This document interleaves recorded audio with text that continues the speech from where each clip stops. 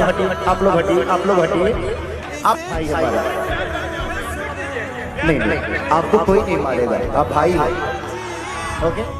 हाँ hi friends, आई वो बढ़िया होंगे। तो स्टेज शो पे उनका फैन जबरदस्ती आ जाता है, तब भी खेसारी भैया के बाउंसर सब तीर घींच करने लगते हैं। तभी उसके खेसारी भैया को दया आ जाता है। उसके बाद बोलते हैं रहने दो। उसके बाद गला वला मिलते हैं। उस लड़के का इच्छा था कि खेसारी भैया का पैर पूरे, तो वो पैर भी लग लेता है। लेकिन क्या ही बोल सकते हैं, खेसारी भी अपना दिलदार, ये इनका फैन ही कुछ ऐसा ही हो जाता है कि कितनी बार इस खेसारी भैया के स्टेज शो पे कितने भाई लोग चढ़ जाते हैं और ज़बरदस्ती फ़ोटो या जो जो भी करते हैं। लेकिन खेसारी भैया कभी अहंकारी वाले बात नहीं बोले। लेकिन खैर इतना ही तो सब कुछ चलते ही है। कभी खेसारी भैया के मिलने के लिए कभी कोई टावर पे चढ़ जाता है, तो कभी कुछ।